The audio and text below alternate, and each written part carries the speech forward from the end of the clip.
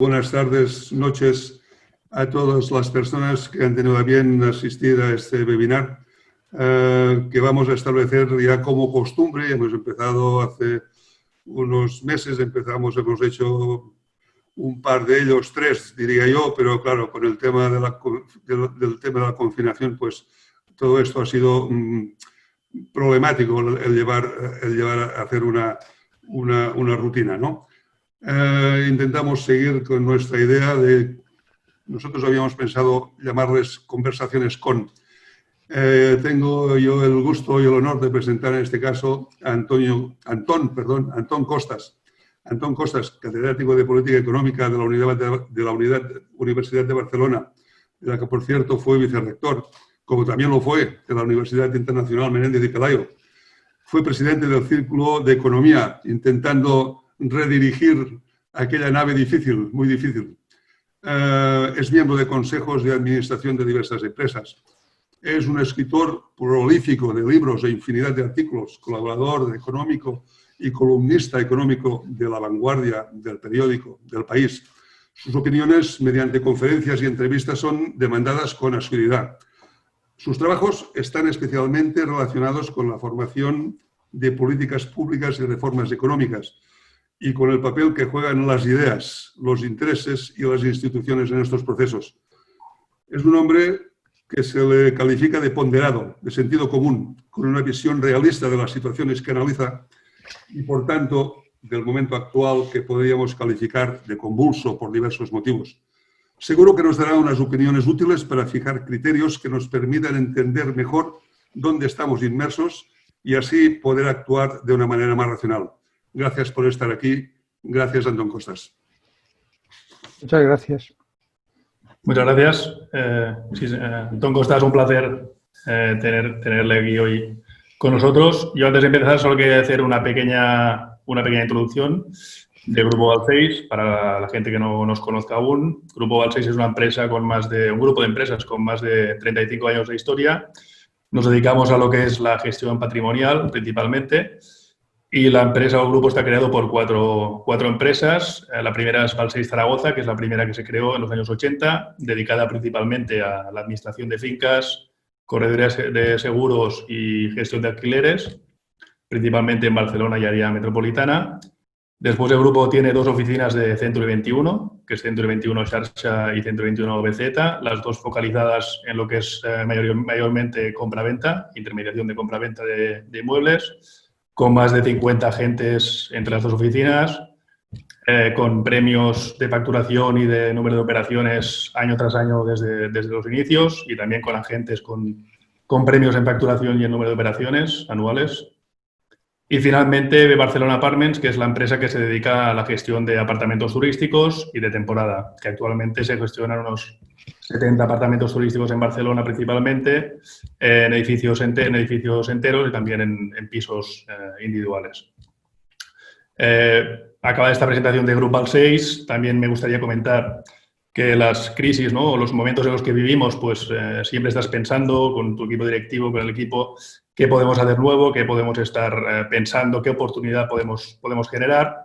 Y ahora, liderada por los directivos de las 2 oficinas de Century 21, estamos gestionando un proyecto que es un hub de Grupo Balcells, donde creemos que podemos dar servicio a agentes inmobiliarios que ya llevan tiempo dedicándose al sector, que están trabajando de freelance o que están trabajando en inmobiliarias más pequeñas, que ahora en este momento de incertidumbre pues creemos que con el paraguas de Grupo Balcells y con el paraguas de Century 21 y la experiencia de nuestros directivos y nuestros directores de las 2 oficinas, pues creemos que les podemos dar un servicio y, colaborando con ellos, intentar ser un grupo más fuerte para abordar pues la situación actual del mercado, que no es fácil económicamente hablando, ni un poco estamos a la expectativa, ¿no? Creo que llevamos 3 semanas ya que ya podemos enseñar inmuebles y estamos viendo un poco cómo se está desarrollando tanto a nivel de alquiler y de venta pues la situación, cómo está la demanda, cómo están los vendedores, los compradores. Entonces, este hub Grupo Balcells también es un proyecto que estamos desarrollando y aprovechando que había la presencia del señor Antón Costas, pues también quería comentarlo. Y ya para finalizar, hablar un poco también de la responsabilidad social corporativa del grupo, que al final las empresas, bueno, evidentemente son agentes económicos que se crean evidentemente para tener beneficios, pero desde Grupo Balcells nuestro ADN siempre ha estado la idea de ayudar a las personas y devolver a la sociedad un poco pues lo que nos da. Y bueno, de hecho se demuestra, ¿no?, que nosotros desde toda la vida llevamos, por ejemplo, 12 años colaborando con la Fundación de Oncología Infantil Enriqueta Vilavecchia, que ayudan a niños con enfermedad de cáncer y a sus familias mientras reciben tratamiento. Después también llevamos muchos años colaborando con la Fundación Arrels, que se dedica a la gente sin techo.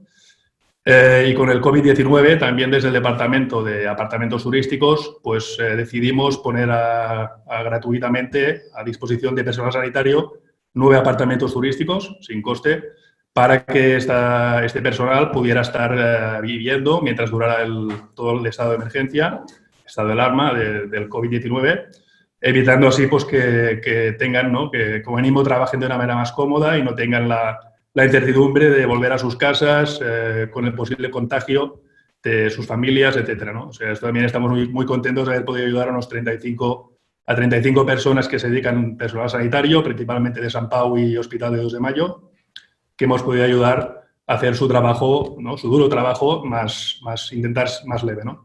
Y también, por último, que hemos ayudado junto con Grupo Sagardi, restaurante Grupo Sagardi, que ha creado una campaña de ningún abuelo sin menú o sin comida, donde repartía, uno de nuestros directores estaba repartiendo comida a señores mayores o señoras, disculpad, mayores de 70 años, para que no tuvieran ningún problema con ninguna falta de menú mientras duraban los 15-20 días de COVID o de estado de emergencia, ¿no? Entonces, bueno, aportando nuestro pequeño grano de arena dentro de nuestras posibilidades, pues aprovechando que está el señor Antón Costas, que es una eminencia y que del tema de responsabilidad civil corporativa pues ha escrito muchísimos ensayos, artículos, etcétera, pues también era un punto que queríamos comentar del grupo. Ya sin más dilación, lo importante es que hable el señor Antón Costas, no yo, y entonces sí que nos gustaría pues plantearle un poco tres preguntas del webinar, que aproximadamente será media hora, entiendo que hablará usted, y después podrán haber preguntas de los participantes.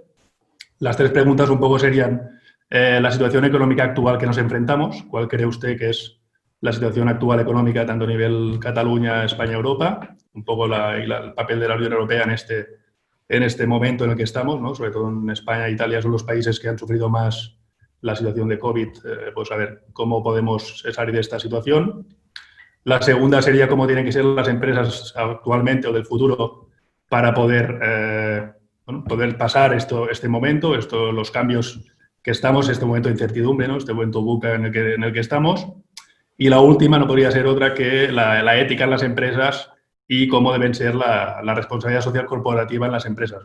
Que eso también, repito que usted es una de las personas expertas en estos temas y creo que es una pregunta muy ardiente para hacer en el webinar de hoy. Perfecto. Muchas gracias. Buenas tardes o buenas noches a todos los que están asistiendo a esta webinar. En primer lugar, gracias por la invitación a participar en este ciclo de conversaciones con del Grupo Balcells. Es un honor y ante todo es un placer, ¿no?, el poder tener esta ocasión para conversar en este final de la tarde. Felicidades por la historia de la empresa, del grupo, ¿no? Felicidades tanto por la trayectoria como por esa ambición que he visto en la exposición de Ramón Balcells Jr., ¿no? Felicidades, de verdad. Haré referencia un poco más adelante a esta ambición al hablar un poco de la empresa, ¿no? Esto, pues, sin más, voy directamente a intentar, como se diría en términos parlamentarios, aquello de tiene usted 2 minutos para fijar posición. Dice, bueno, pues yo tengo aquí 30 minutos para fijar posición sobre estas 3 grandes cuestiones que me ha planteado Ramón.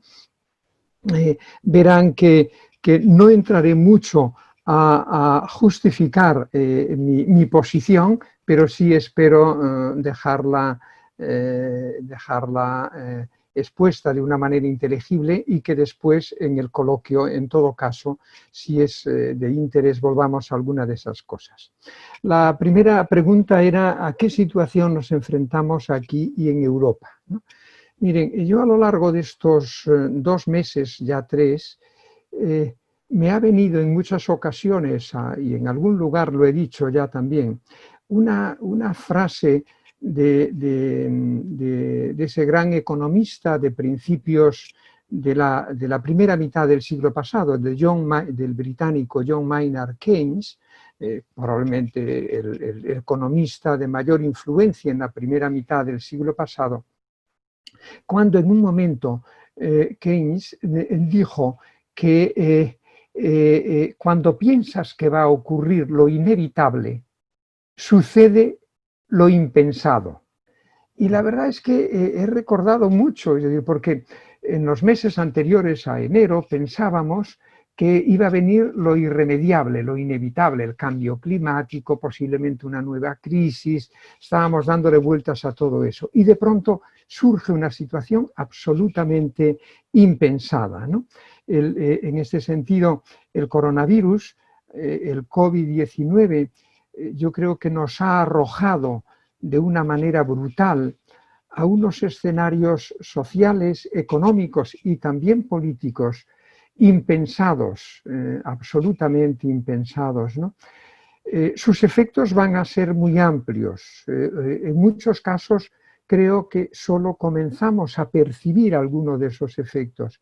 Pero a mí me gustaría, para arrancar, hacer referencia a uno de ellos, con la esperanza de que lo compartan, porque voy a sacar conclusiones de esta reflexión.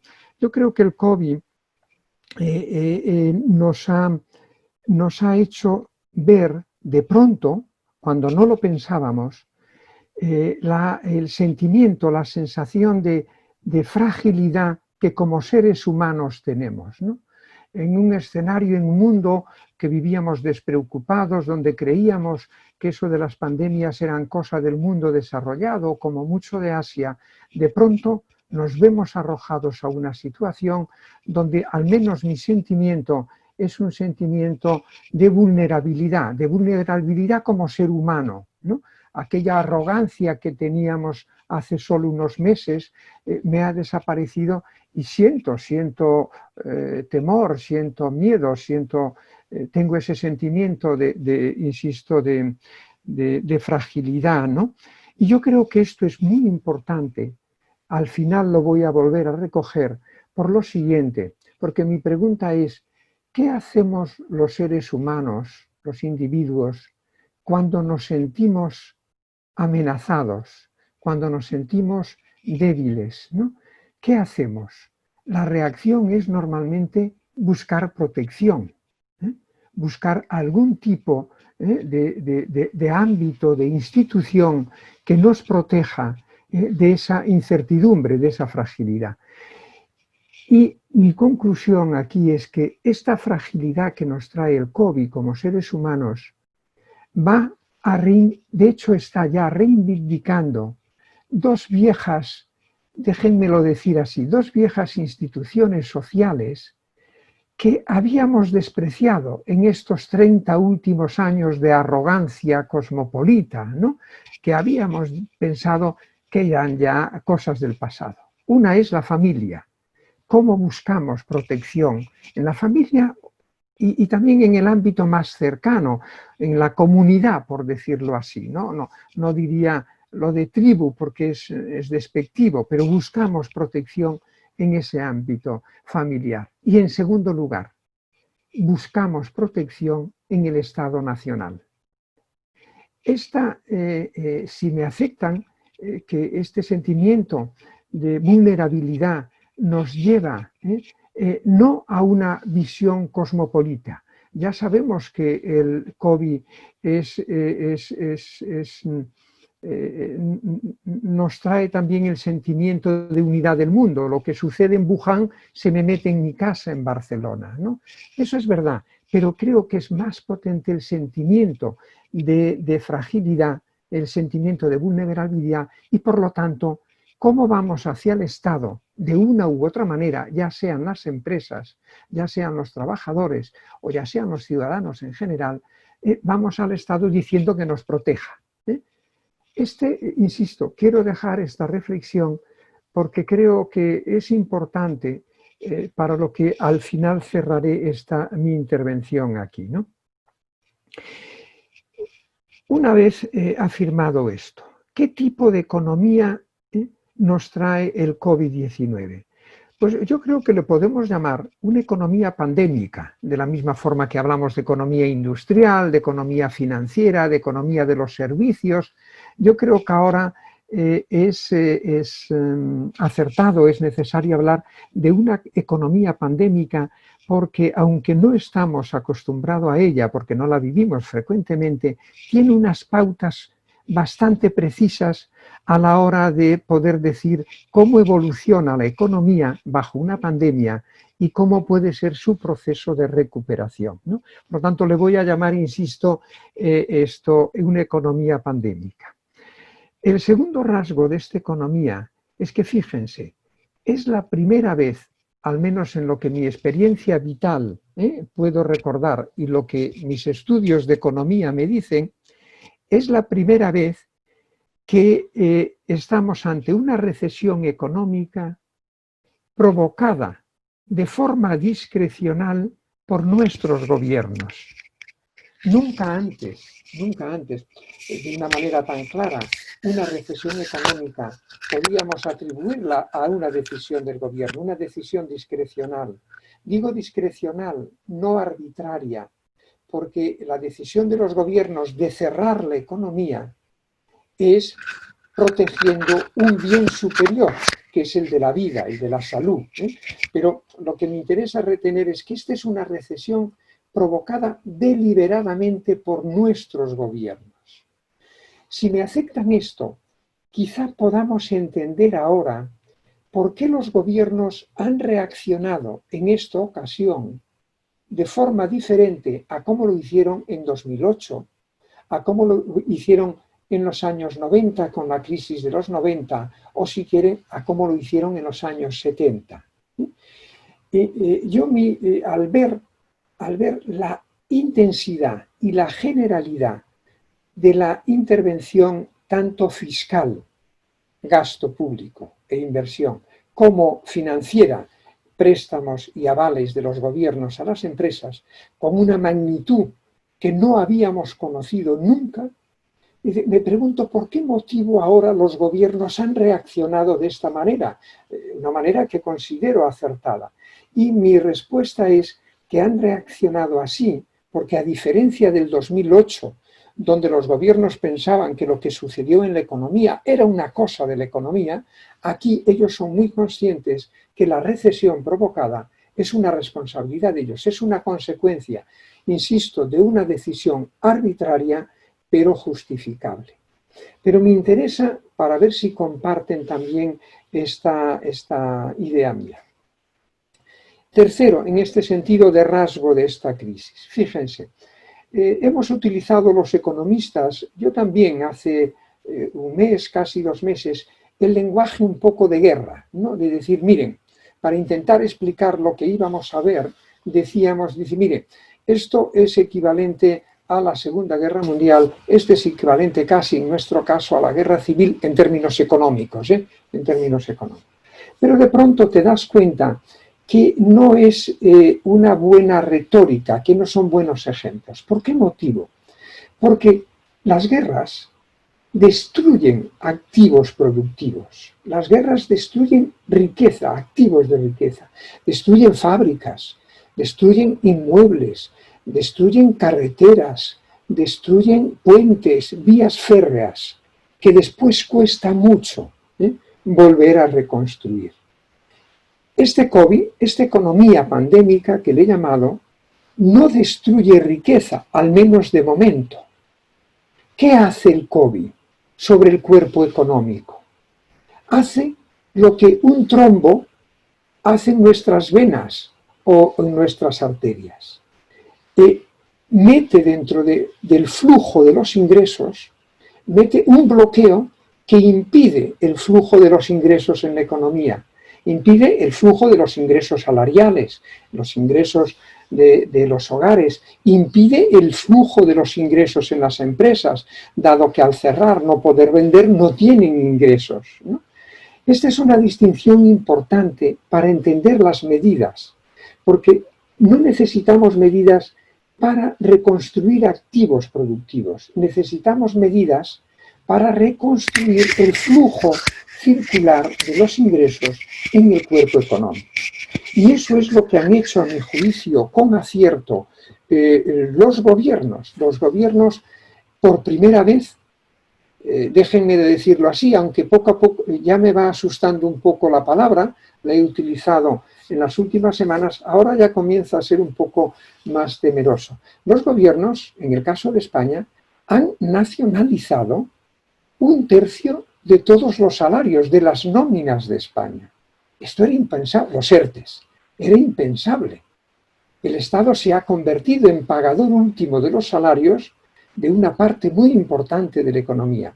Y creo que tenía que hacerlo, creo que debía hacerlo. Yo personalmente como economista lo defendí, ¿no? Y a la vez los gobiernos, entre ellos los nuestros, también han puesto en marcha una política de préstamos y avales a las empresas. ¿Para qué? Para evitar el trombo en el flujo de las empresas, ¿no?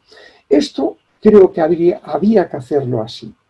Había que hacerlo así y en ese sentido se ha hecho bien, porque imaginen, la economía es como un avión que tiene 3 motores, tiene uno atrás pero me voy a olvidar de él, tiene 2 grandes motores en las alas. Uno es el motor del sector privado, que es el consumo de las familias, de los hogares y la inversión de las empresas. Y en la otra ala tiene otro motor, también potente, que es el motor del sector público, que es el consumo de las administraciones y la inversión pública. ¿Qué ha hecho el COVID en esta economía avión? ¿Qué ha hecho el COVID? Ha bloqueado el motor del sector privado. Ese trombo lo ha bloqueado. ¿Qué hace un avión cuando un motor se le frena? Bueno, no hace falta estudiar en economía. Entra en barrena, pone el morro hacia abajo. Y eso es lo que ha hecho la economía. ¿Cómo ha reaccionado el comandante del avión, el gobierno? En este caso bien. ¿Por qué?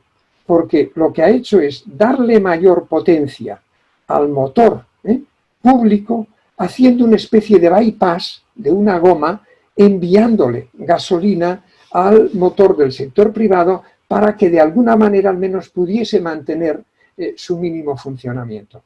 Esto se ha hecho muy bien.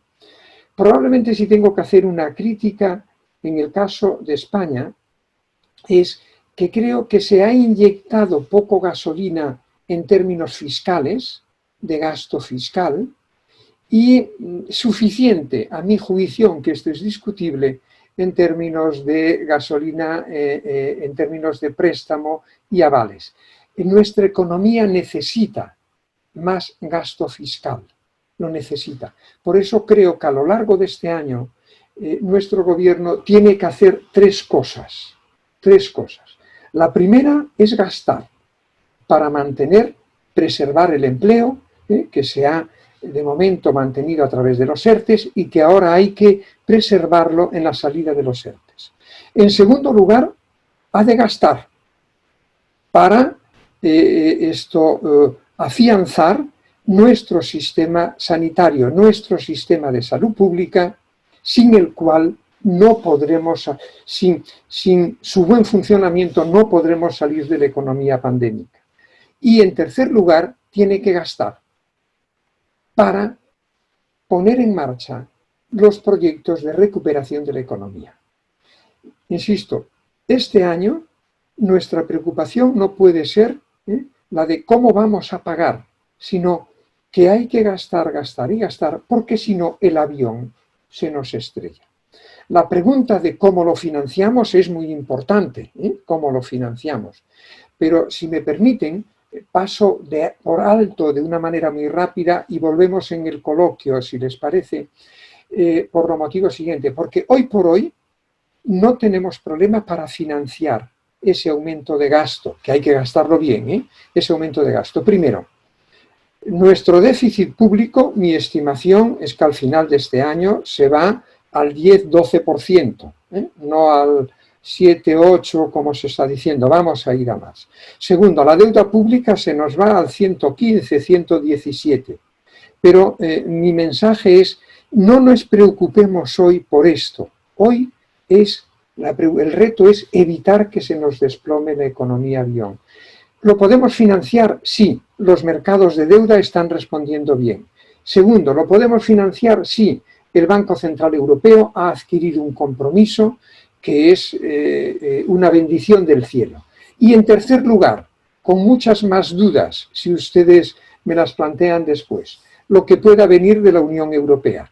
Pero cuidado con la expresión que me decía el otro día un economista hablando en una conferencia de estas en Lleida. Dice, lo que nos va a tocar de la Unión Europea, dice, mire una cosa, cuidado con esa expresión, no nos va a tocar nada. Más bien va a ser como en la Biblia, al que tiene se le dará y al que no tiene no se le dará. Nosotros podremos conseguir fondos europeos si somos capaces, cada uno en nuestro ámbito, de diseñar desde hoy proyectos empresariales, ya sean privados, de las administraciones públicas o de la economía social, que sean capaces de captar recursos europeos. Si no tenemos proyectos competitivos, tendremos muy poco de la Unión Europea. Si les parece, dejo aquí este apunte, supongo que habrá mayor interés en esto. Yo, para llamar su atención, les diría, si hoy pudiese elegir ciudadanía, hoy escogería ser británico, porque los británicos han decidido gastar, gastar y gastar, no emitir deuda y financiarlo monetariamente. A final de año habrán hecho bien las cosas, no tendrán más deuda, y esto es como un misterio, se lo dejo de esta forma así. ¿Cómo serán las empresas? Dejo algunos elementos ahí pendientes, ¿no? De cómo, la pregunta, ¿y cómo ve usted que vamos a salir? Bueno, pregúntenmelo y se lo diré.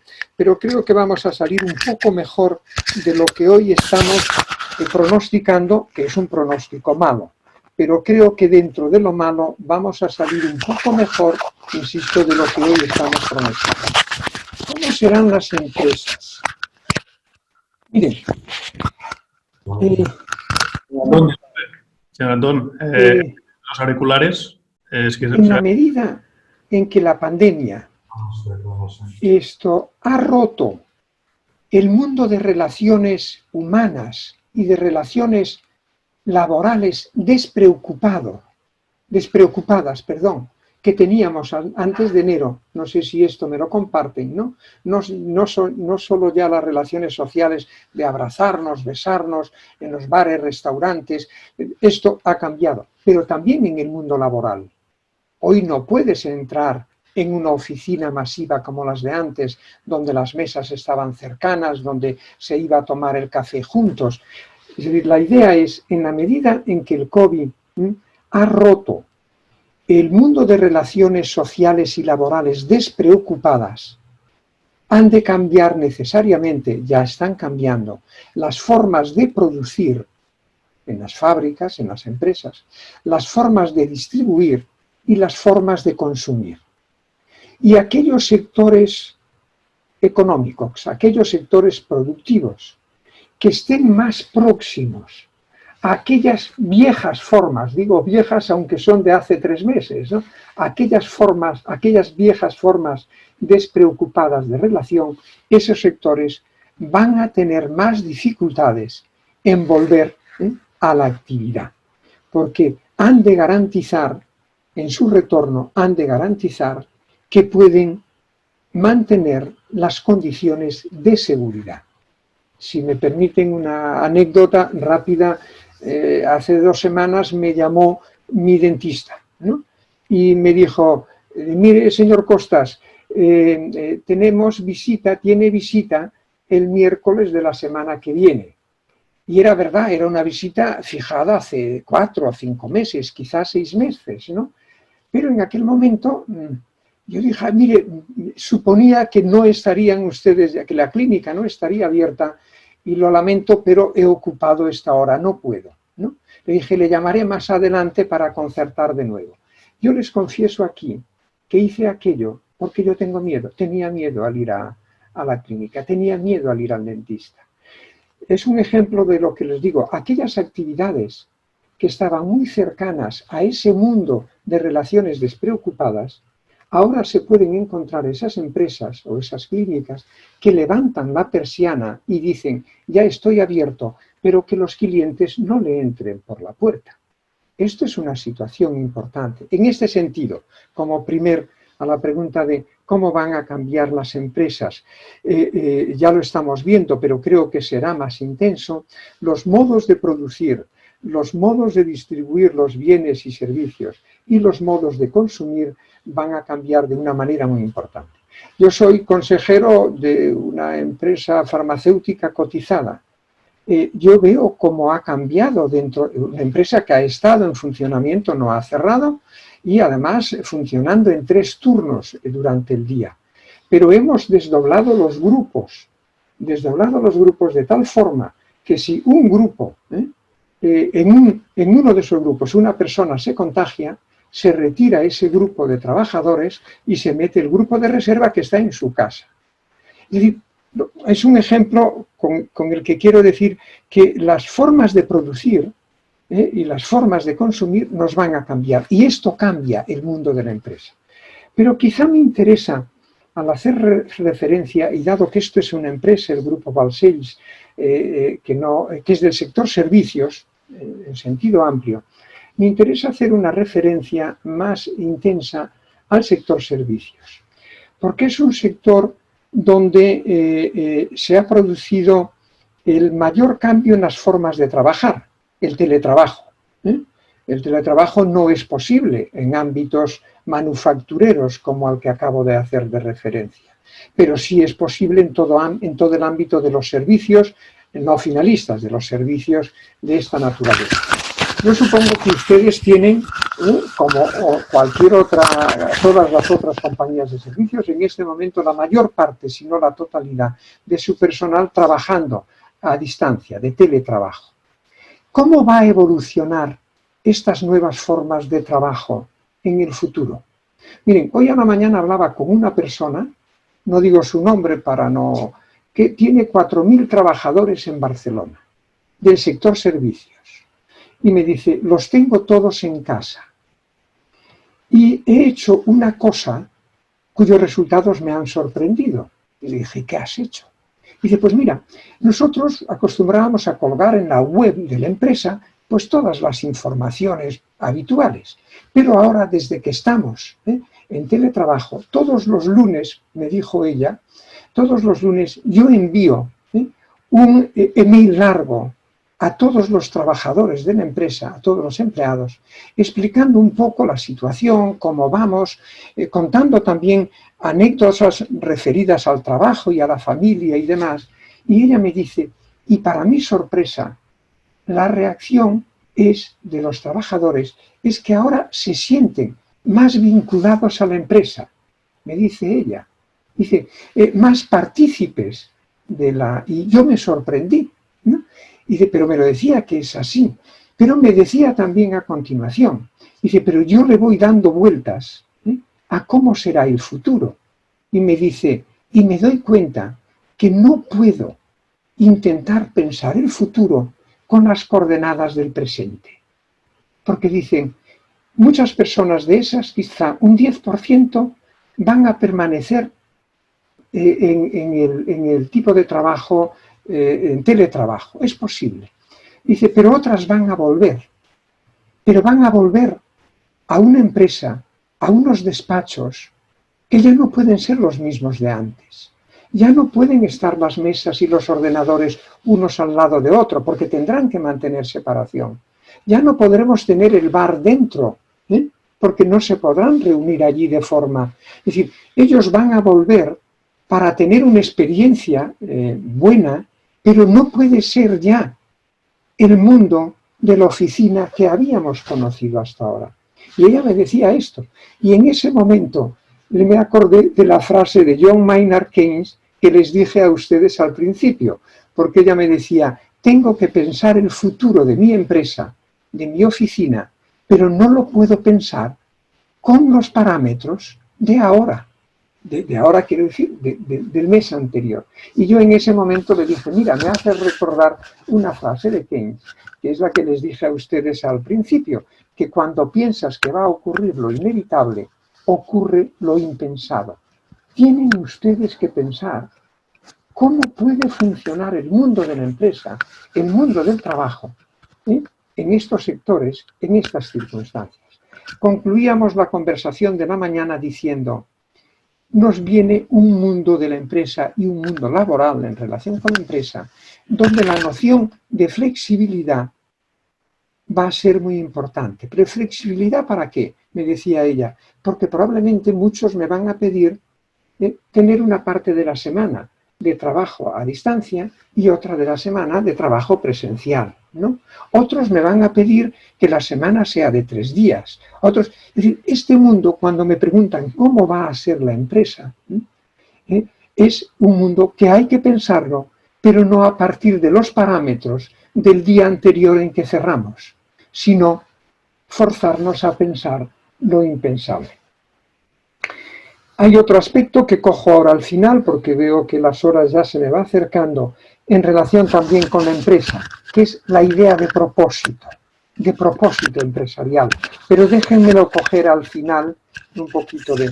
Déjenme en relación con la empresa, decir también, haciendo referencia a esa ambición que he visto manifestada en la exposición inicial de Ramón Balcells Jr., esa ambición de crecer, ese hub nuevo. Déjenme responder a una pregunta que me había hecho antes, pero no me hizo en el inicio de esta sesión, que es de si las empresas deben tener el objetivo de crecer, ¿no? La ambición de crecer. Miren, déjenme resumirlo por falta de tiempo con una anécdota de una persona a la que quise mucho y con la cual colaboré, que es Salvador Gabarró. Salvador Gabarró fue un gran empresario, un alto directivo de Roca Radiadores, el mayor ejecutivo de la empresa, y posteriormente, cuando se jubiló, de la misma manera que se jubilaban sus trabajadores el día en que cumplía 65 años, entonces Salvador un poco después pasó a ser presidente de Gas Natural. Pero yo voy a hablar del Salvador Gabarró que yo más conocí, que es el gerente general, el CEO, diríamos hoy, de Roca. Hubo una ocasión donde Roca compró a su principal competidor europeo, una empresa suizo-alemana. Y aquello sorprendió al mundo de los negocios, porque en Suiza y Alemania les fastidia, pero les parece razonable que una empresa francesa les venga a comprar. Bueno, lo pasa.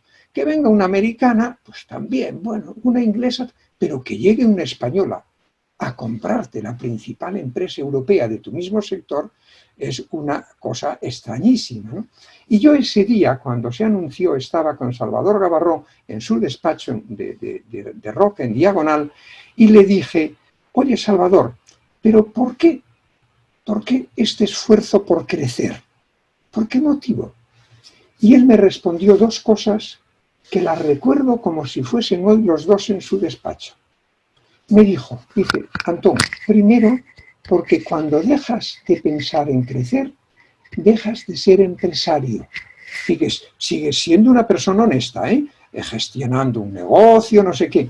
Pero mira, la idea de crecimiento es consustancial al empresario. Y me dijo, y en segundo lugar, porque si no creces, no tienes capacidad para retener a tus mejores personas, a tu mejor personal, a los jóvenes potentes, poderosos, que necesitan carreras profesionales hacia arriba, pero que si no creces, esos puestos de arriba están taponados por gente que también es valiosa. Y él me decía, tienes que crecer para retener a lo mejor de la gente que tienes dentro. Por lo tanto, yo animo al Grupo Balcells a mantener esa ambición de crecimiento, porque creo que es importante por estos 2 motivos. Y acabo. Me preguntaban, Esto es importante, la RSC. Vamos a ver, voy a ir un poquito más allá. Es importante y me ha gustado escuchar las acciones de responsabilidad corporativa que Ramón Balcells ha dicho al principio. Pero hay que ir más allá. Las empresas tenemos que ir más allá de esta expresión ya tradicional, importante, no la desprecio en modo alguno y que hay que mantener, de responsabilidad social corporativa. Yo he hablado en los últimos meses, antes de la pandemia, que decía, hay que pasar de la RSC, decía, a la RTC, a la responsabilidad tecnológica de las empresas. No podemos utilizar las tecnologías para destruir empleo. Tenemos que utilizar las nuevas tecnologías para mejorar la productividad de nuestros trabajadores, de nuestros empleados, de nuestra gente. Eso es lo que hizo la industrialización a mediados del siglo pasado. La automatización que yo viví, yo comencé a trabajar, soy ingeniero, pero comencé a trabajar como aprendiz a los 14 años en un astillero naval. Cotizo a la seguridad social desde los 14 años, ¿no? Aquella automatización de aquellos años 60 no destruyó empleo, al contrario, creó una cantidad de empleo extraordinaria y permitió integrar en la industria manufacturera a las centenas de miles de españoles y españolas que abandonaban el campo para irse a la ciudad. Esa tecnología de la automatización de aquellos años mejoró la productividad de personas que tenían muy poca formación académica tradicional. Hoy, a mi juicio, las nuevas tecnologías tienen una capacidad extraordinaria para mejorar la productividad de los trabajadores, pero las estamos utilizando en buena parte como un instrumento para destruir trabajo. Esto nos destruye la sociedad, esto, el orden social, esto nos lleva a caos político importante. Por lo tanto, decía, de la RSC a la RTC. Pero por último, acabo con lo que antes les prometí que ahora quería decir. Miren, hoy en el mundo de la reflexión empresarial en el que me muevo, hay movimientos muy fuertes de reforma de la corporación, de reforma de la empresa. Hay movimientos de reforma que vienen desde afuera, desde el mundo de la política. Es casi extraordinario escuchar las propuestas de reforma de la empresa que vienen de una liberal como Elizabeth Warren, que fue a lo mejor acaba siendo vicepresidenta en la candidatura demócrata en Estados Unidos. Es decir, hay movimientos de reforma de la corporación que vienen desde fuera y que lo que están diciendo es: ustedes no pueden dirigir sus empresas con el único y exclusivo objetivo de maximizar la cuenta financiera, de maximizar la cuenta de explotación. Eso ya lo superamos, pero no puede ser el único objetivo. Ustedes tienen que incorporar un propósito adicional. Pues bien, estos movimientos de reforma, Ramón, que me preguntabas por la ética en la empresa, estos movimientos de reforma, yo los veo ahora dentro del propio mundo empresarial y del propio mundo directivo. Y pongo solo dos ejemplos por falta de tiempo. En agosto pasado, a mediados de agosto, yo estaba dando un curso en la Universidad de Santander y me encontré un martes por la mañana con una declaración sorprendente de la Business Roundtable norteamericana. Es la asociación de los CEOs de las mayores corporaciones de los Estados Unidos, con un manifiesto donde 181 de estos CEOs de las principales corporaciones decían a grandes rasgos lo siguiente, simplifico, pero no les miento. Dicen, mire, confesamos que en los últimos 30 años hemos estado gestionando nuestras corporaciones de forma equivocada, en beneficio único de los accionistas, maximizar el dividendo para los accionistas. Decían, confesamos que nos hemos equivocado y que esta es en parte la causa del malestar social que hay en nuestras sociedades, en parte de la desigualdad y del caos político. Y dice, a continuación decía, nos comprometemos a partir de ahora, pero así nos comprometemos a gestionar nuestras empresas con el principio de no maximizar el valor para los accionistas, sino de maximizar el valor para todos los interesados en la empresa, los stakeholders en inglés. Y decían, los proveedores, los trabajadores, los empleados, los accionistas, las comunidades en las que nosotros desarrollamos nuestras actividades y naturalmente los accionistas. Fue una sorpresa. Algunos dijeron que era pura hipocresía, pero estas declaraciones son importantes. Bueno, en enero, en la reunión de Davos, que ustedes conocen, se firma un documento de este tipo. Y en España, varias asociaciones de directivos han firmado también unos códigos éticos de este tipo. ¿Qué estamos intentando promover en el seno de las empresas? Un propósito de las empresas que vaya más allá, ¿sí? no que olvide la rentabilidad, un propósito que vaya más allá, de tal forma que la rentabilidad de la empresa sea la consecuencia de un buen propósito. La empresa, dentro de nuestro orden jurídico y social y político, la empresa no se justifica para hacer ricos a los propietarios. Yo soy propietario, a mi juicio, copropietario de la que considero la mejor bodega gallega de vinos. Aquí me pongo yo como propietario. Pues bien, la bodega, la empresa, no se legitima en la sociedad por hacernos ricos a nosotros. La empresa se legitima frente a la sociedad por producir bienes y servicios necesarios para los ciudadanos, hacerlos de forma sostenible medioambientalmente y socialmente, y haciendo todo eso, ser rentables y hacernos ricos. Pero si la legitimidad viniese solo de hacernos ricos, estaríamos también legitimando las empresas de los narcos. Y eso no es nuestro sentido.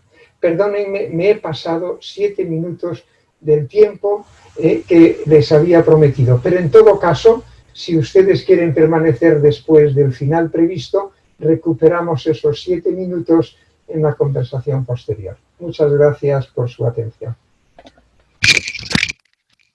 Muchísimas gracias, señor Costas.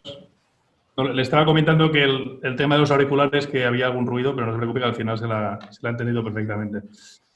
Vamos a pasar a hacer preguntas de los asistentes. Creo que veo 4 preguntas.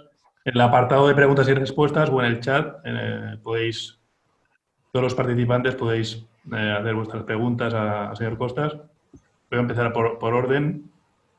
Primero, Ángel Gago nos pregunta si nos ha querido decir que económicamente los ingleses han hecho bien en no pertenecer a la Comunidad Europea.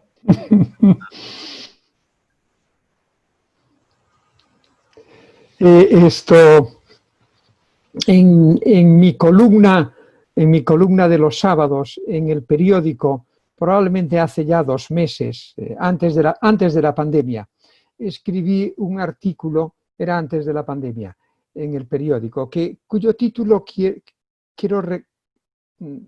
creo que era ¿y si los británicos ¿y si el Brexit tiene éxito? Perdón, era una pregunta donde me atrevía a pensar lo impensable.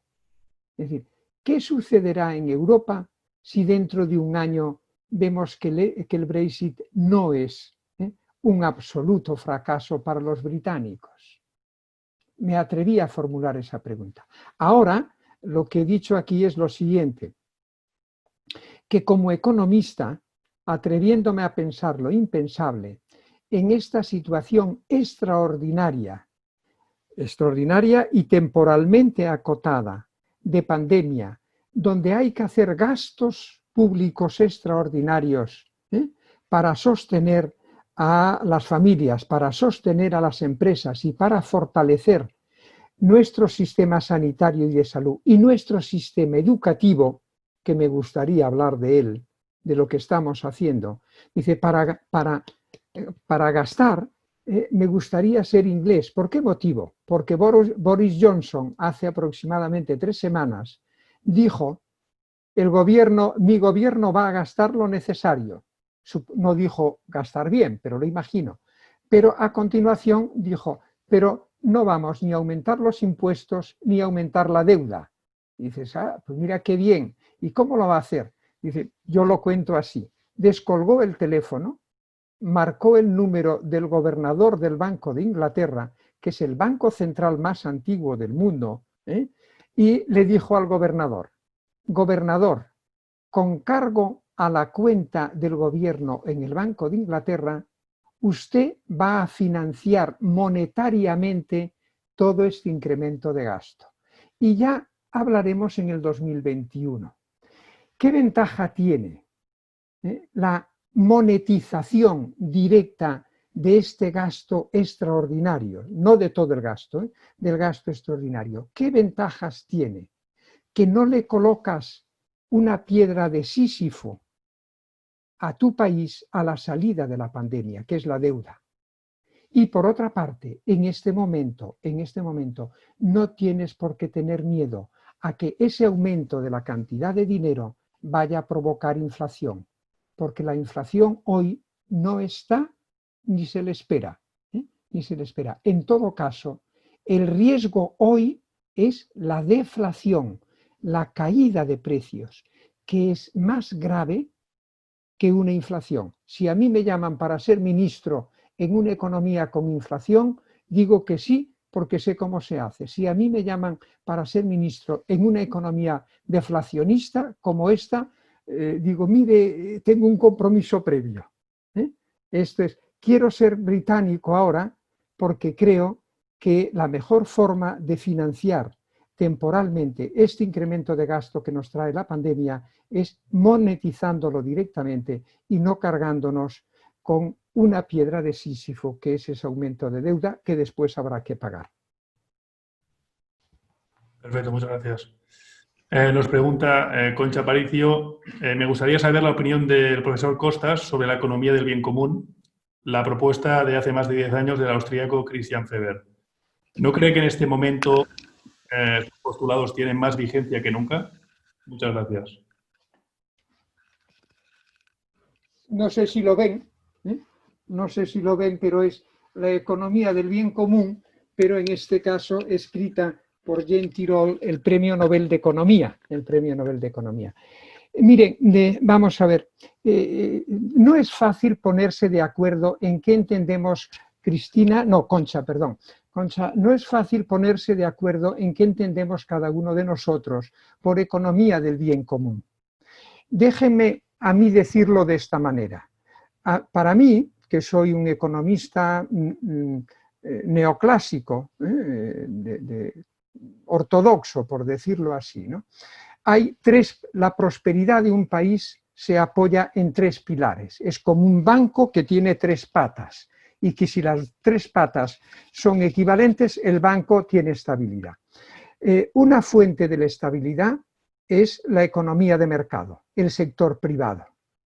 Sin él no hay una economía dinámica, no hay una economía vibrante, porque buena parte, no toda, de la innovación surge especialmente de ese ámbito. Pero hay un segundo pilar de la prosperidad, que es la economía pública. A veces me dicen personas como ustedes, empresarios, el que crea empleo es la empresa privada. Y yo a veces he dicho, sí, acabo de venir de Granada. Y la empresa de la provincia de Granada que más empleo crea es la Universidad de Granada. Y la segunda, el Hospital Público de Granada.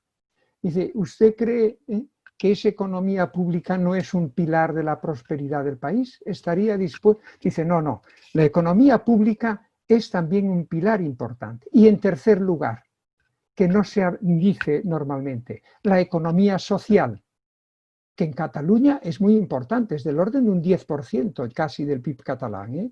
La economía social. ¿A qué llamamos pública, Concha?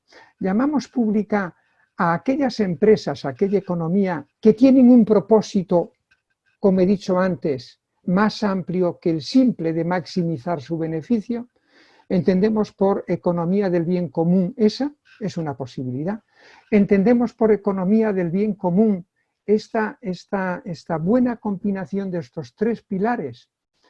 Puede una forma, es decir, que tendríamos que alargar la conversación, pero mi respuesta es sí, que la economía, cuando yo, después de acabar la carrera, abandoné la empresa y abandoné la ingeniería, vine a Barcelona a estudiar economía porque pensaba que era una disciplina que podía mejorar el bien común, ¿no?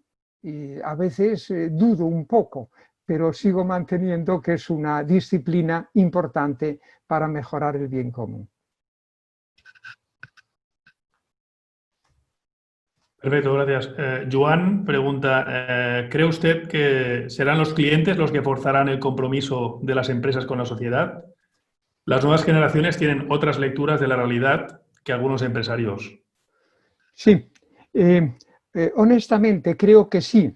Tampoco creo que sea el único factor de cambio. Pero mire, yo fui, si me permite una referencia personal, y me disculpo por ella, fui el primer cliente, el primer defensor del cliente de un grupo de servicios públicos multinacional. Y tenía muchísimas competencias como defensor del cliente frente a los directores generales de cada una de las unidades. Me di cuenta de una cosa, que si yo no tenía clientes exigentes, yo no era capaz de intentar mejorar los protocolos de funcionamiento interno, no era capaz de contribuir a mejorar la eficiencia de la empresa. Y yo les decía a los directores generales, es que a los clientes que hemos tratado mal y que sin embargo nos lo vienen a decir y aún permanecen con nosotros, es que deberíamos darle como mínimo una caja de bombones. Es que son una malla, no necesitas pagarle a consultores millonadas, atiende bien a tus clientes exigentes, porque te van a hacer mejorar. Una empresa no puede mejorar si no tiene clientes exigentes. Un país no puede mejorar si no tiene ciudadanos exigentes y responsables. Ya no entro aquí.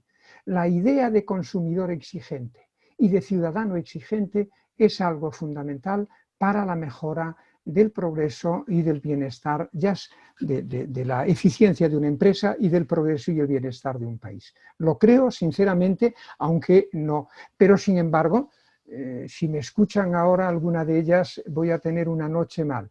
Pero yo creo que mis hijas, que tienen un gran sentido social, no son coherentes, más bien incoherentes como consumidoras. Porque cuando veo las veces, el número de veces que llegan, ellas no viven en casa, pero mandan sus paquetes a casa de sus padres. Cuando veo el número de paquetes que llega cada día y por lo tanto de cartones, de no sé qué, yo considero que no son consumidores, no son clientes coherentes, ¿no? Pero bueno, me paro aquí, no vaya a ser que alguien me conozca, que conozca a alguna de mis hijas y le haga este comentario, con lo que tendré la noche entonces mal. Muchas gracias. Siguen preguntando si podría especificar un poco más el ejemplo que ha dado sobre el hecho de elegir ciudadanía en este momento cuando ha elegido la británica. Si ha sido una broma y sigue... Sí, tiene ese sentido de broma seria, pero en el sentido de que si yo puedo presionar para que el Banco Central Europeo vaya más allá, es decir, piense lo impensable, vaya más allá para decidir. Esto lo dije hace una semana, antes del jueves pasado, cuando el Banco Central Europeo aún no había aún no había decidido ampliar, como ustedes saben que ha hecho el jueves, en 600.000 millones más su programa de compra de deuda de pandemia. Inicialmente fue 750.000 millones, nuestras estimaciones decían que ese dinero se acabaría a la altura de octubre y que a la altura de octubre vamos a tener aún problemas muy importantes en nuestra economía pandémica. Y ahí la idea es que el Banco Central Europeo tenía que dar un paso más ampliando ese programa de compra de deuda pública de pandemia, que es frente a lo que reacciona el Tribunal Constitucional alemán. Pero la broma que hacía es que a mí me gustaría ver al Banco Central Europeo haciendo lo que ha hecho, dar un paso más, ser más heterodoxo, lo que ha hecho el Banco de Inglaterra. Es decir, monetizar, porque tengan en cuenta que el banco nos compra la deuda, pero esa deuda sigue existiendo. Probablemente parte de ella acabaremos no pagándola, pero no me hagan entrar en esta cuestión ahora. Pero de momento es deuda. Yo lo que estoy diciendo es, cuando hago esa broma con lo de ser ciudadano británico, es que me gustaría que el Banco Central Europeo en el futuro próximo diese este paso, aun cuando tuviese que enfrentarse a un cuestionamiento muy fuerte por parte de algunos parlamentos o quizá algunos tribunales constitucionales. Vale. Nos pregunta una compañera nuestra, el señor Costas, que qué consejos daría para estos meses y el próximo año, específicamente en el sector inmobiliario. No sé si nos puede dar algunos consejos. Esto también es broma, pero lo acostumbro a decir que consejos solo los doy cobrando. ¿Y saben por qué? También un poco. Porque en la vida me he dado cuenta que cuando das un consejo o haces un pronóstico sin que te lo pidan, si después no has acertado, normalmente te dicen, hombre, eres un burro, nada, no vales de nada. Pero he comprobado que si te piden consejo, te pagan por él y después se muestra que es equivocado, la persona que te lo pidió y te pagó no te viene a llamar la atención, probablemente porque piensa, el estúpido he sido yo en pedirle consejo a este inútil, ¿no? Por eso déjenme decir de esta manera, consejo es complicado. Pero mire, hablaba con Ramón Balcells padre, antes de abrir la conversación a todos ustedes, hablábamos del sector inmobiliario y yo le comentaba, y he visto que él estaba muy al tanto, que los datos de estos días en Estados Unidos de la reacción del sector inmobiliario de construcción, del promotor, está siendo extraordinaria. Me sorprende porque es una reacción que no esperábamos. A mi juicio, el sector inmobiliario tiene fundamentos como para salir de este bache, salir bien y probablemente de salir más rápido y más fuerte de lo que pensamos. Entre otras cosas, ¿saben por qué? Y lo digo temeroso, no es una afirmación categórica, porque en un escenario de política monetaria muy laxa, uno de los sectores que más se beneficia de esa política monetaria laxa es el sector inmobiliario. Otros sectores, sin embargo, de tipo manufacturero, de servicios, se benefician menos.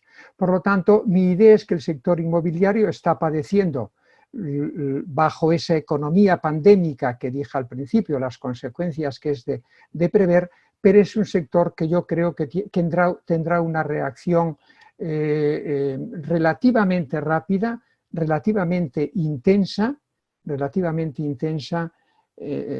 Déjenme quedar aquí para no decir más cosas que puede equivocarme. No soy tan negativo como es el pronóstico que veo a mi alrededor. Muy amable. Preguntan también, ¿qué pronóstico se atreve a hacer sobre la evolución de los precios de inmuebles en Cataluña? Si hay alguna... ¿Muebles? De los inmuebles, sí, inmobiliaria, o sea, siguen con preguntas de inmobiliaria, del sector inmobiliario, los precios en general en Cataluña y en España, de los precios de los inmuebles. Eso es lo que yo les preguntaría a ustedes si me dejasen preguntarlo, porque quiero vender un inmueble que tenemos cercano a Barcelona y ayer mismo hablaba con mi hija de que le preguntase a 2 inmobiliarias a ver qué precio.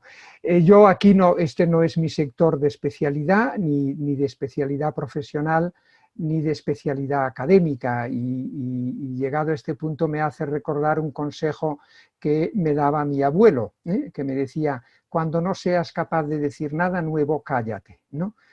Yo lo que les pueda decir acerca de la evolución de los precios, insisto, es lo que leo en la información que sobre precios inmobiliarios dan o las empresas del sector, o en su caso lo que está dando el Banco de España, pero ahí yo creo que eso ustedes lo saben mejor que yo. Discúlpenme la persona que me hace esa pregunta, pero me atengo a lo que me decía mi abuelo: cuando no sepas decir nada nuevo, cállate. Perfecto. Sobre el inmueble ya hablaremos después, no se preocupe. Exacto. No, me preguntan también, ¿no estamos solo en un paréntesis o realmente no volveremos a la situación económica anterior? Así como las empresas cuando esta situación termine. O sea, porque él comenta que parece que los cambios de los que usted ha hablado sean ya definitivos, y en cambio él está preguntando si no volveremos nunca más ya a lo anterior, ¿no? Vamos a ver, no sé exactamente a dónde va la pregunta, pero déjeme reiterar primero lo que ya dije. Aquellas actividades, ya sean productivas o de consumo, de distribución, que estén muy cercanas, decía antes, a las viejas relaciones despreocupadas del pasado, esas actividades tardarán mucho en volver a ella, a la situación anterior. Estoy hablando de las actividades de comercio, de ocio, de restauración, de ocio masivo, o las hoteleras, las turísticas con los viajes. Esas actividades se va a tardar en recuperar el tono y la intensidad que tenían antes, a mi juicio. Pero déjenme decirle a continuación, la vida va a continuar. A los virus no se les derrota. Con los virus llegamos a un acuerdo para convivir con ellos, para adaptarnos a ellos. Miren, el virus del SIDA, yo lo viví en una etapa donde era consejero del ministro Ernest Lluch, como ministro de Sanidad. Nos tocó aquel momento fuerte del SIDA. El SIDA no ha desaparecido. El SIDA no se le ha encontrado de momento vacuna. Y sin embargo, nos hemos adaptado a él. ¿Cómo? Con el lema que ya se sacó en aquel momento, cuando nos dimos cuenta que a los virus no se les derrota, sino que tienes que adaptarte a convivir con ellos de forma segura. Se lanzó aquel lema, ¿se acuerdan? Sexo seguro. La vida ha de continuar, pero de forma segura.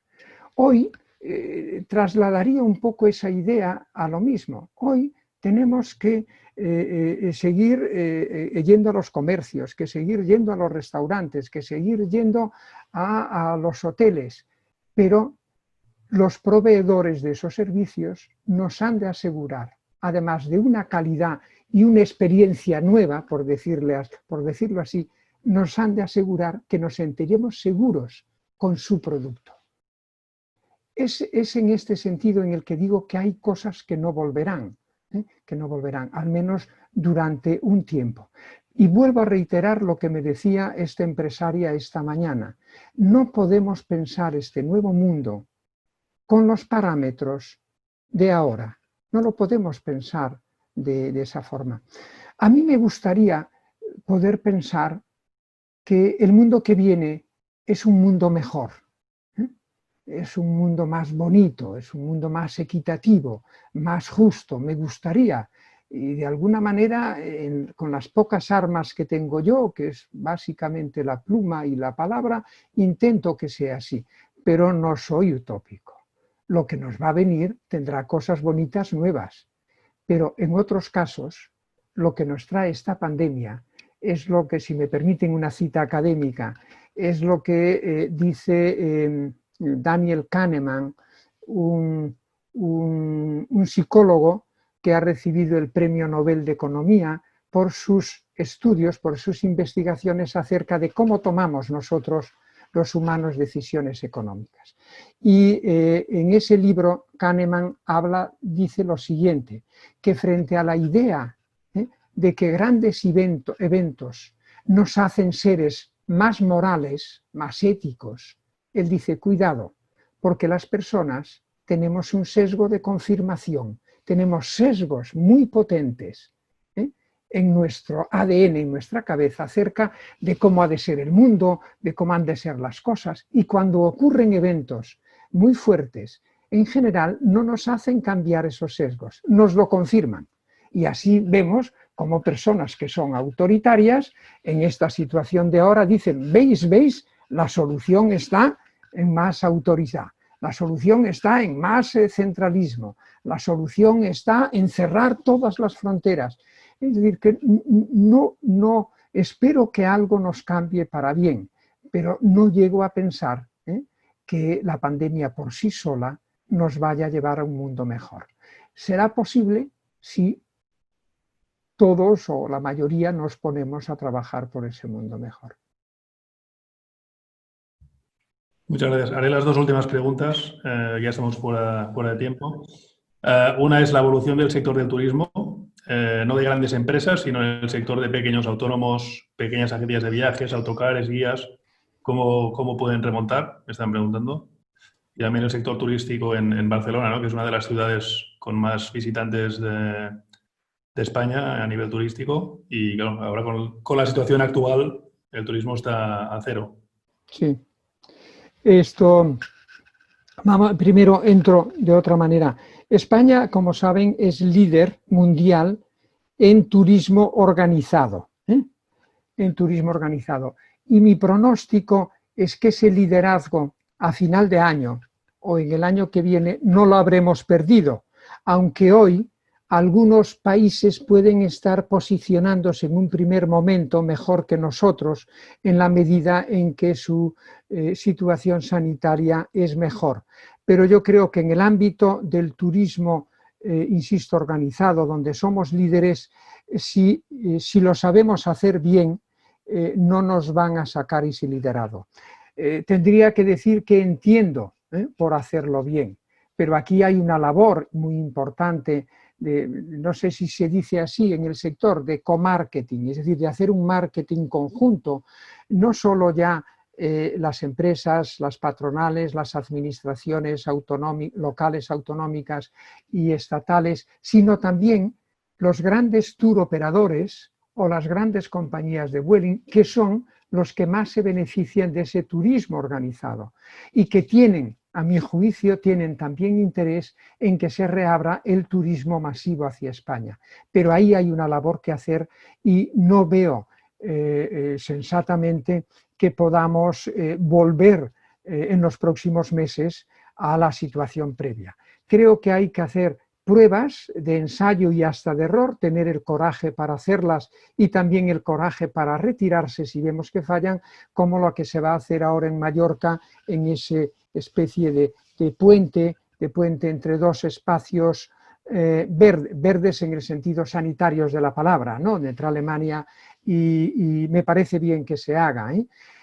Con respecto a los pequeños, a los operadores más pequeños, miren, en Galicia, que saben que es una tierra donde las mareas son muy vivas, no es el Mediterráneo, que cuando llegas aquí no sabes si la marea está alta o si está baja, allí solo con acercarte ves perfectamente si está alta o baja. Bueno, pues allí decimos en las Rías Baixas que cuando la marea está baja se ve quién se estaba bañando desnudo.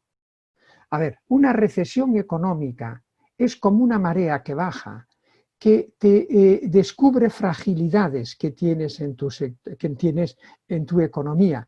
Y una fragilidad es nuestro tamaño, ¿no?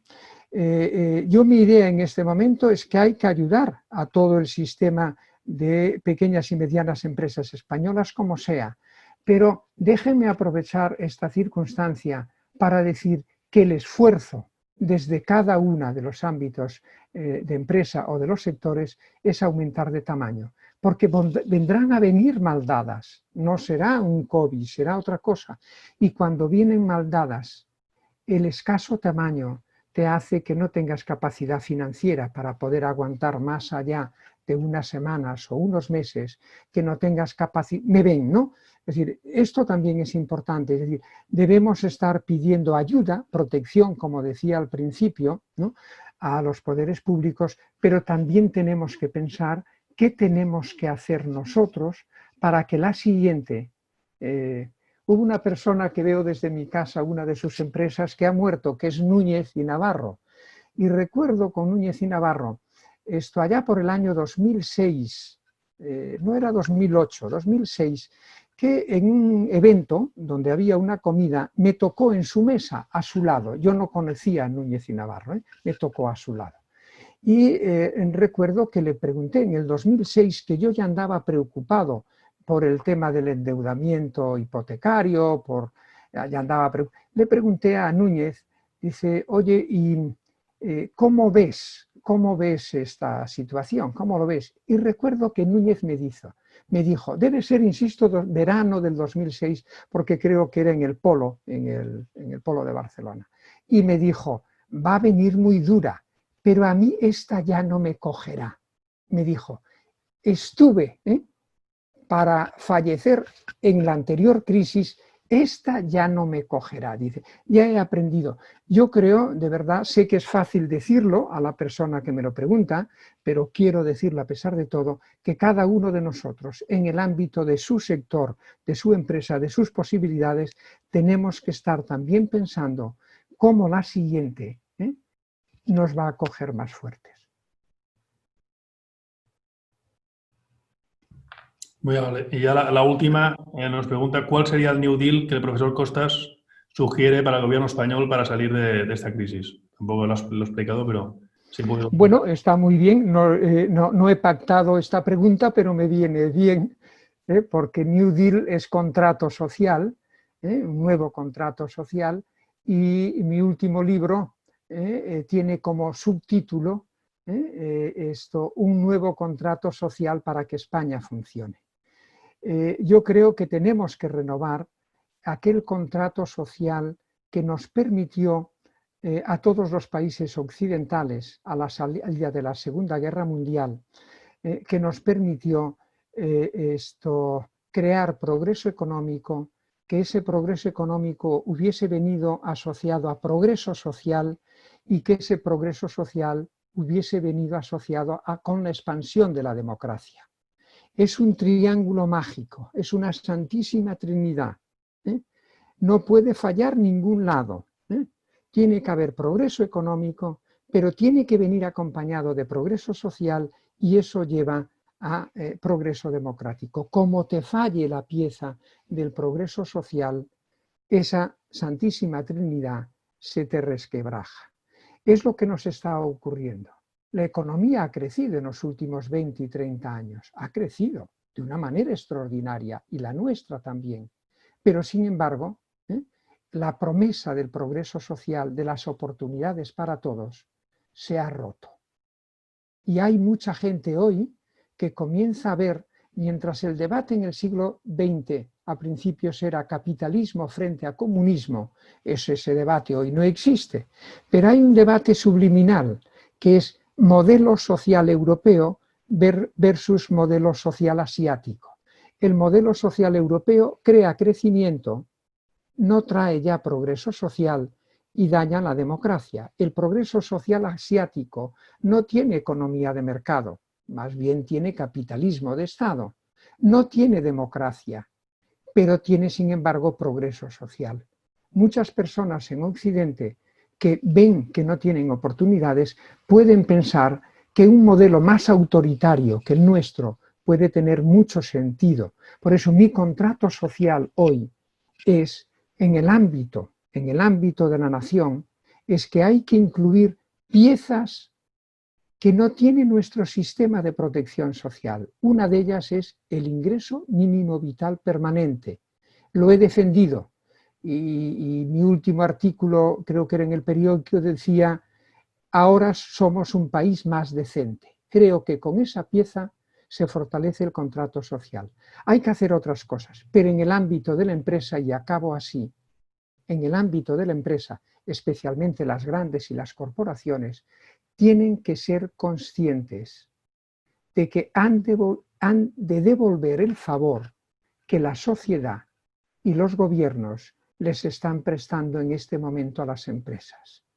Hay que devolver el favor en forma de un nuevo contrato social en la empresa que vea, entre otras cosas, a los trabajadores no como recursos humanos, no como recursos humanos, como recursos de capital, no, sino que los vea también con la perspectiva de que son accionistas de otra forma y de que hay que tratarlo también como tratas a los accionistas, y que probablemente ese contrato social en la empresa implicará ciertas formas de democratización de la vida empresarial que hoy nos pueden asustar, pero que deberíamos atrevernos a pensar lo impensable, también en este terreno.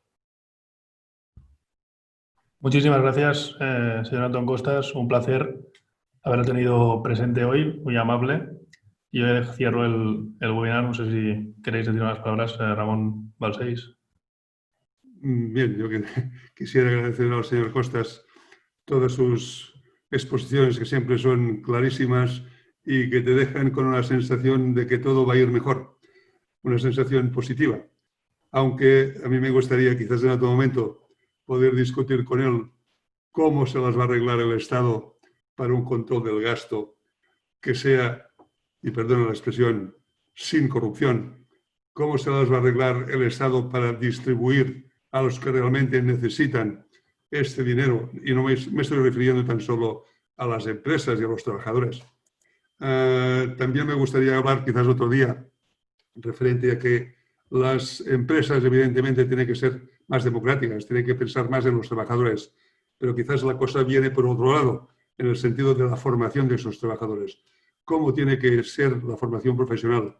¿Cómo tiene que ser la formación de estos trabajadores para que el día de mañana sean más responsables, que lo son, pero que sean más responsables para poder tener a mano y poder digerir esta democracia? En fin, no me quiero alargar tampoco. Ramón, son cuestiones molt assenyades. Deberíamos discutir sobre ellas, es fundamental, e incluir a las que has dicho el comportamiento que estamos teniendo con las escuelas y universidades. Porque eso de que los jóvenes puedan ir a una discoteca, pero no puedan venir a mis clases, es algo que nos lo tenemos que plantear. Es gravísimo, de acuerdo. Muy amable. Muchas gracias a más de 100 participantes que en cierto momento hemos tenido y evidentemente nos volveremos a encontrar. Señor Costas, ha sido un placer conocerle. Por mi parte, el placer ha sido por mi parte. Muchas gracias. Muchas gracias a todos. Buenas noches. Muchas gracias. Adiós.